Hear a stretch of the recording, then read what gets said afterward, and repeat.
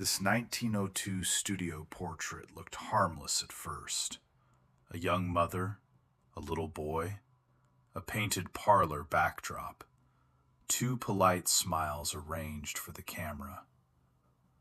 But when Mara Ellis held the cabinet card under the archive light, she stopped looking at their clothes and started looking at their eyes. The mother's mouth was shaped into a smile, but her gaze was fixed wide, as if she had been told not to move while something terrible waited just outside the frame. The boy sat rigid against her side. One hand rested on her sleeve. The other was clenched into the fabric so hard that his knuckles looked pale, even through the sepia stain of the photograph. Mara had spent 7 years inside the St. Louis City Archives. She had handled Civil War letters, fire maps, marriage ledgers, tax rolls, and enough dead men's portraits to fill a second cemetery. She knew old photographs could look strange. Long exposures made faces stiff. Corsets made women sit unnaturally straight. Children hated studios. But this was not stiffness. This was fear. The card came from a donation nobody had expected to matter. 3 crates from a condemned house in Lafayette Square. Old lace, receipts, a cracked ivory hair comb, and a stack of portraits wrapped in tissue that had gone soft with age. The front of the card carried the photographer's mark, Alden and Pike Studio, Olive Street, St. Louis, 1902. A woman in an expensive black dress sat in a carved chair, a boy of about 6 pressed against her side in a white collar and short jacket. Everything about the portrait said respectability, money, manners, a family that belonged indoors with velvet curtains and silver frames. Then Mara turned it over. On the back, in pencil so faded she nearly missed it, someone had written 5 words. Cecilia and Peter, before he takes us. Mara read it twice. Before he takes us. There was no last name, no explanation, no dramatic letter tucked behind the photograph. Just a mother, a child, and a sentence that turned a formal portrait into a warning. By closing time, Mara had forgotten the rest of the crate. She photographed the front and back of the card. She enlarged the image on her monitor until the mother's eyes filled the screen. The woman's face was controlled. The boy's was not. Peter looked like a child trying not to cry because he had been told there would be consequences if he did. That was the moment Mara stopped cataloging and started looking for what the photograph was trying to survive. The first problem was the names. Cecilia and Peter were everywhere in the city directories of 1902.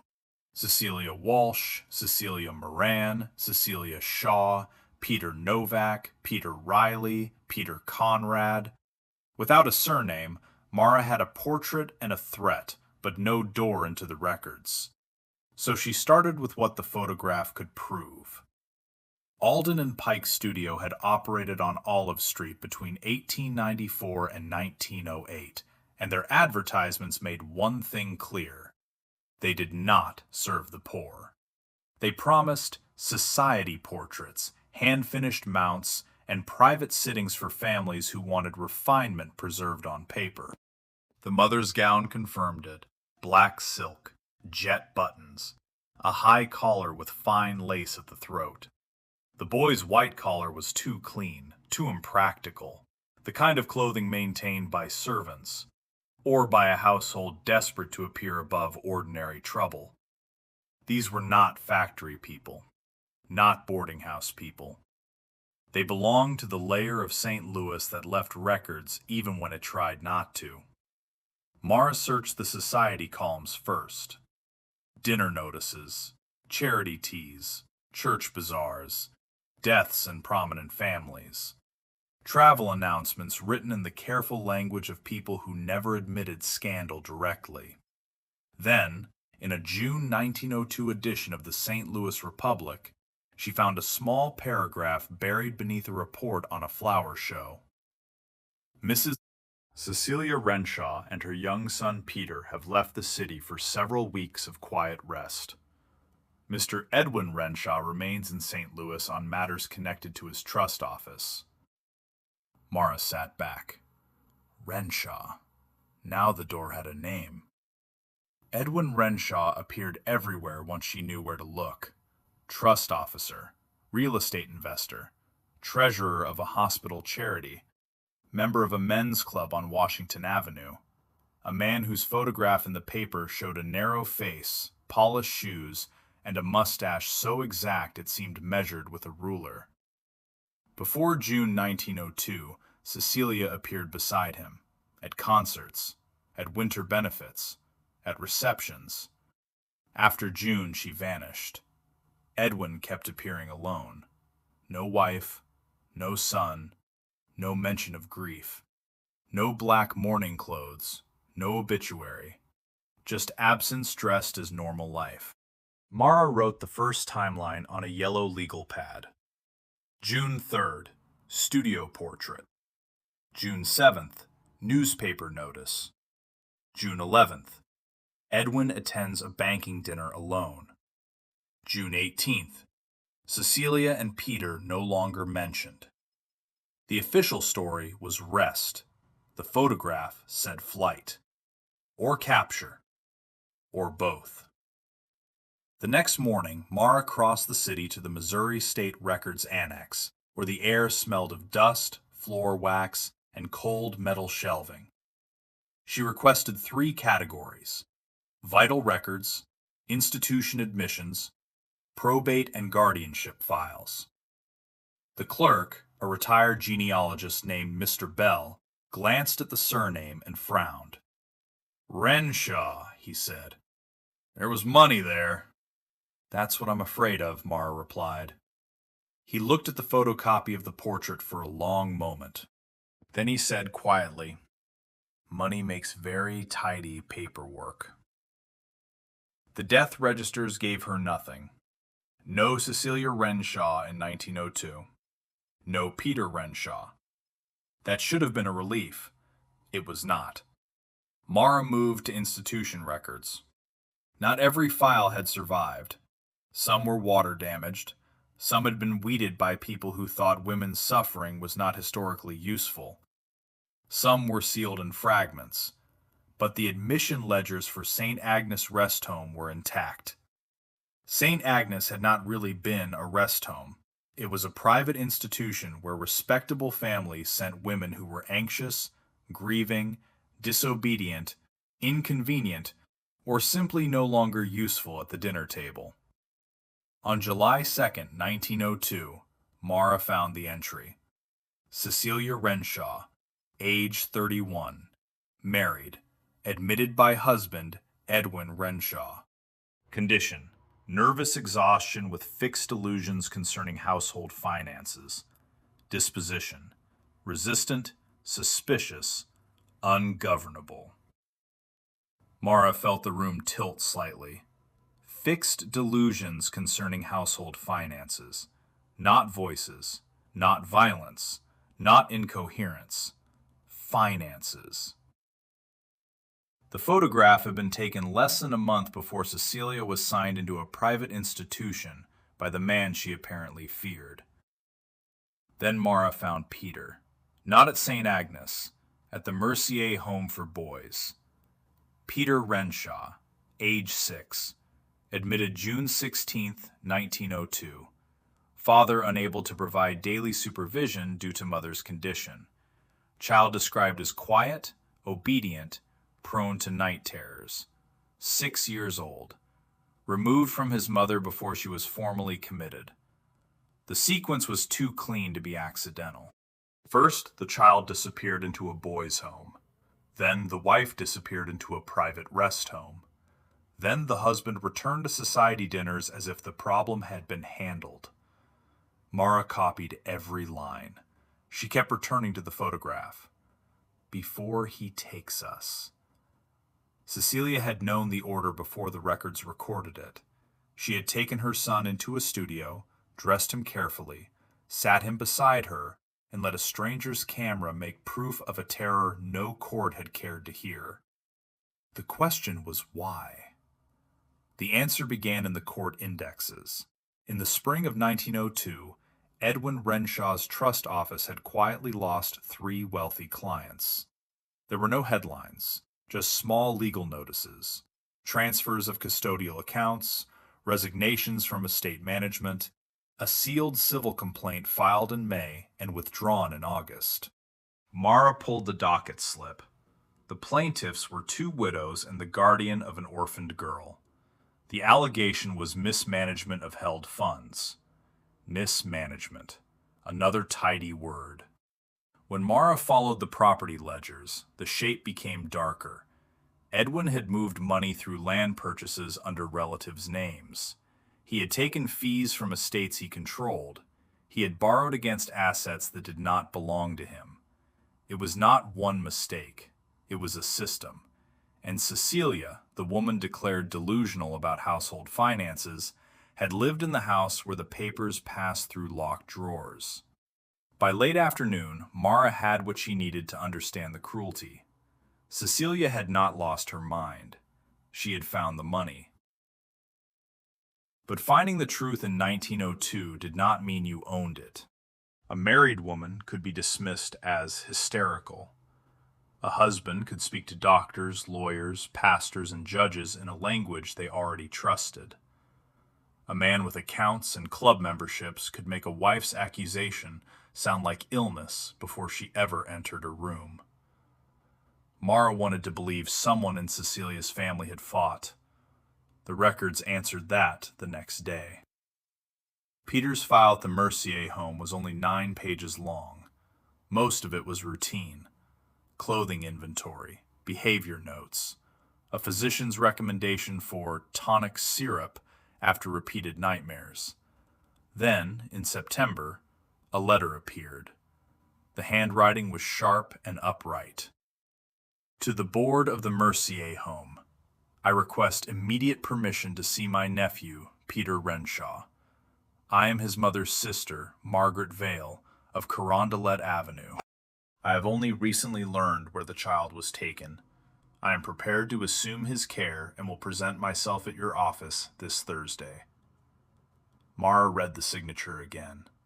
Margaret Vale. A sister. Someone had come looking. The home's reply was cautious and useless. They would need Mr. Renshaw's consent. Margaret wrote again. Mr. Renshaw has refused to answer my letters. My sister Cecilia is not ill in the manner he claims. The child must not be left entirely under the control of the man responsible for his mother's confinement. That line had been underlined in blue pencil, likely by some administrator who wanted proof of Margaret's tone. 2 weeks later, Edwin sent a formal notice through his attorney. Miss Margaret Vale is not authorized to visit the child. Her influence upon Mrs. Renshaw has been harmful, excitable, and improper. Any further attempt to interfere in private family affairs will be treated as defamation. Private family affairs. Mara stared at those words for a long time. That was how power hid. Not behind locked doors alone, behind polite phrases, behind signatures, behind the assumption that a man's household was his kingdom, and everyone inside it was evidence only if he allowed them to be. Margaret did not disappear from the story. Not yet. Mara traced her to a narrow brick house in South St. Louis. She had been a music teacher, unmarried, independent enough to rent her own rooms, vulnerable enough to be ruined by one public accusation. Then Mara found a reference in a university archive to the Vale papers, a small collection donated by a grandnephew in the 1960s. 3 boxes, teaching notebooks, letters, household accounts, and 1 diary from 1902 with a torn section in the middle. The surviving pages were enough. August 28th. I have located Cecilia, St. Agnes. Edwin has forbidden all correspondence. I am told she is resting. If she were resting, Why must everyone work so hard to keep me from her? September 12th. Peter is thinner. He did not speak until I asked if he remembered the green parlor curtains. Then he cried without sound. He said Mama told him to be brave for the picture. Mara stopped reading there. Be brave for the picture. That meant Cecilia had explained it to him, at least a little.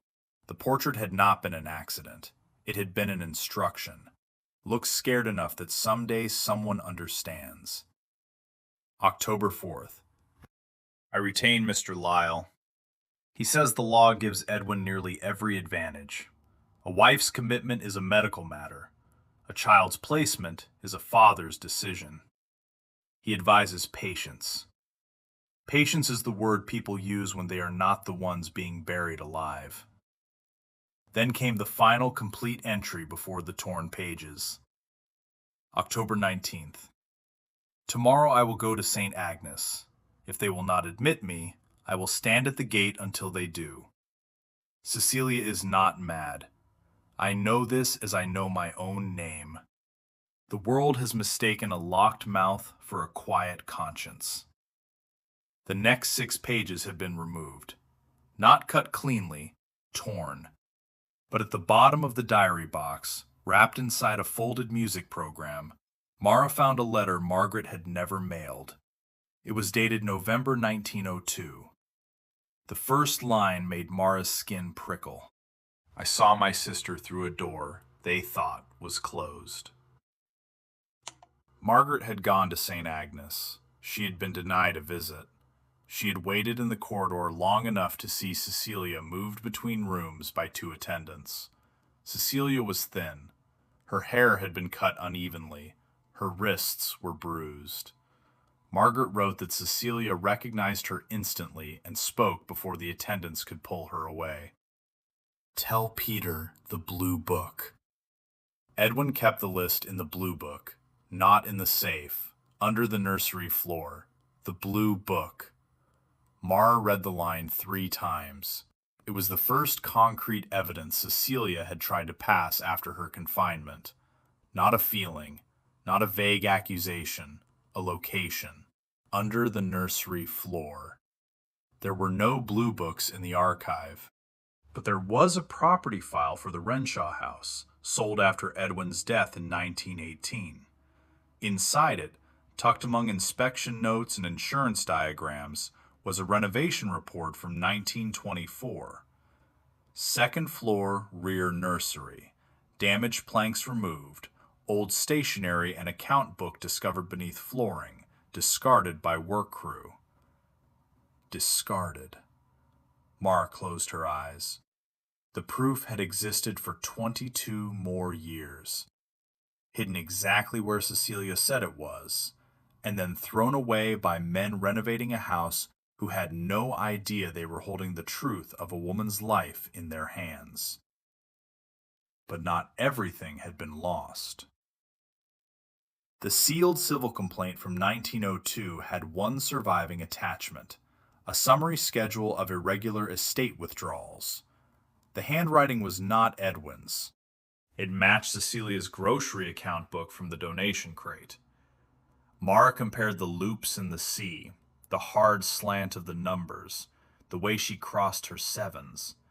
Cecilia had copied the withdrawals herself. She had been building a record before Edwin moved against her. That was why he had to move quickly. Not because she was fragile, because she was dangerous. A dangerous woman, in that world, was often renamed a sick one. Cecilia stayed at St. Agnes for 9 months. Then Edwin stopped paying. The record showed a transfer in April 1903 to Briarwood State Asylum, a crowded public institution 2 counties away. St. Agnes had hidden her. Briarwood would erase her. The Briarwood file was harder to obtain and worse to read. The medical notes called Cecilia stubborn, morbid, fixated, improperly attached to her child, hostile toward her husband, possessed of financial delusions unlikely to resolve. But between those phrases, reality kept leaking through. Patient speaks coherently. Patient recalls dates with precision. Patient requests legal counsel. Patient denies hallucinations. Patient insists husband forged estate accounts. Every sentence that proved her clarity was filed as another symptom. By 1905, the notes changed. Cecilia speaks less. Cecilia refuses letters from husband. Cecilia stares at east window. Cecilia asks if a boy of 8 would remember his mother's face. Peter was no longer at the boys' home by then. Edwin had reclaimed him in 1904. The census later showed the boy back in the Renshaw house, living with his father and no mother listed. No servants either. For a family with Edwin's money, that absence was strange. Peter had been returned not to be comforted, but to be useful. A child brought home after the public danger had passed. Mara followed him through city directories. Peter Renshaw, clerk. Peter Renshaw, bookkeeper. Peter Renshaw, rooming house resident. No college, no inheritance. No mention in Edwin's obituary except one cold line. Survived by his son. Cecilia was not mentioned at all. She died at Briarwood on February 6, 1911, age 40. Cause of death? Pneumonia. Mara knew that was only the last cause. The first was a husband who stole money. The second was a legal system that gave him the benefit of dignity. The third was a society that could look at a frightened woman and call her unstable because the alternative required accusing a man of standing. Cecilia had not been saved. That truth sat in Mara's chest like stone. But Peter had survived long enough to choose what kind of man he would become. And that part of the story was not in the asylum file. It was in juvenile court records from the 1920s. Peter Renshaw had changed his name to Peter Vale, taking his aunt's surname after Edwin's death. He became a court clerk, then an investigator for child welfare cases, then, quietly, one of the people judges called when a father wanted a child removed from a mother on the word of doctors, pastors, or relatives. One report from 1927 made Mara put her hand over her mouth. A railroad foreman had tried to institutionalize his wife and place their daughter in a religious home. Peter's recommendation stopped it. His written statement was plain and devastating. The court should not confuse a husband's confidence with evidence. A child's fear is testimony, even when adults have trained themselves not to hear it. A child's fear is testimony. Peter had remembered. Maybe not everything. Maybe not the blue book. Maybe not the exact money or the exact sequence. But he remembered the room, the order to be brave, the feel of his mother's sleeve in his fist, the way grown men wrote papers and called it care. He spent the rest of his life standing in the gap where no one had stood for him. Mara searched for descendants. Peter married late, in 1931, to a school nurse named Anna Meyer. They had one daughter, Ruth. Ruth married into the Calder family and moved to Kansas City. Her son, Daniel Calder, was still alive, 82 years old, living in a retirement community outside Independence. Mara called him on a Tuesday morning. She expected caution, suspicion, maybe dismissal. Instead, when she said Peter Renshaw, there was a long silence. Then Daniel said, "My grandfather kept a photograph in his desk. He never showed it to guests." Mara's hand tightened around the phone. "Was it of him as a child?" she asked. "Yes," Daniel said, "with a woman in black. We were told she was his mother, but nobody knew what happened to her." Mara closed her eyes. The photograph had not only survived in the archive, a second copy had survived in the family. Peter had kept it, not on the wall, not in a parlor, in a desk, close enough to keep, hidden enough to hurt. When Daniel arrived at the archive 2 weeks later, he brought his daughter Elise and a flat gray box tied with cotton tape. Inside was the second portrait. Same mother, Same child. Same terrified eyes. But this copy had something the archive copy did not. A pressed blue ribbon tucked behind the card. And on the back, in Peter's adult handwriting, a sentence written decades after the photograph was taken. She was telling the truth. No historian could ask for a clearer verdict from the child who had lived it. Mara spread the documents across the reading room table. Cecilia's copied withdrawal schedule, the St. Agnes admission ledger, Peter's boys' home file, Margaret Vale's diary, the Briarwood notes, the court report Peter wrote 25 years later. Daniel did not speak for a long time. His daughter Elise cried openly. Finally, Daniel touched the portrait, not on the faces, but on the edge of the card. "My mother said he hated closed doors," he whispered. "I thought it was just an old man's habit." Mara nodded. "Sometimes family habits are history with the dates rubbed off." The city archive mounted the exhibit the following spring. They did not call it a scandal. That would have made Edwin the center. They called it Before He Takes Us. The portrait hung under low light, not as a curiosity, but as evidence. Beside it were the records that had tried to bury Cecilia Renshaw in respectable language. Nervous exhaustion, private family matter, rest home, ungovernable, delusions concerning household finances. And beside those words were the facts. The money moved, the clients complained, the wife copied the figures, the husband signed her away. The child remembered. Visitors stood in front of the portrait longer than Mara expected. At first, they leaned in because of the inscription. Then they stayed because of the eyes. A mother trying not to look frightened. A boy too young to hide what adults had already decided to ignore. On opening night, Daniel placed Peter's copy beside the archive's copy for 1 hour only. 2 versions of the same warning. One sent into public history, one carried privately by the child who survived it. Elise read Peter's line aloud.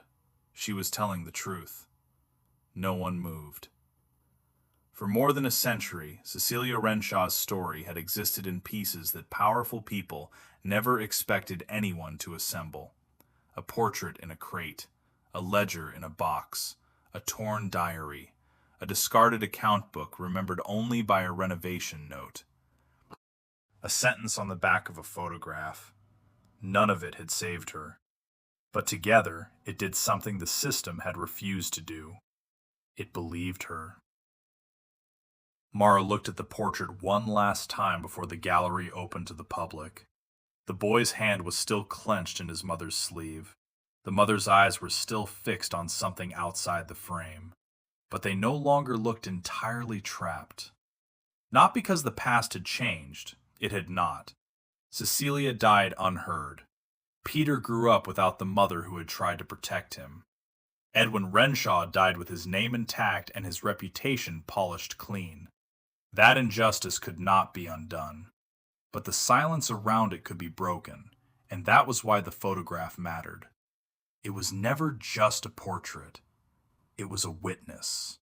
It waded through house sales, dead relatives, careless archivists, sealed files, and polite lies. It waited until someone noticed that fear has a shape, that a child's hand can tell the truth, that a woman's eyes can outlive the men who called her mad. Cecilia Renshaw had been seen, Peter had been heard, and after 122 years, the warning on the back of the photograph finally became what she meant it to be. Proof.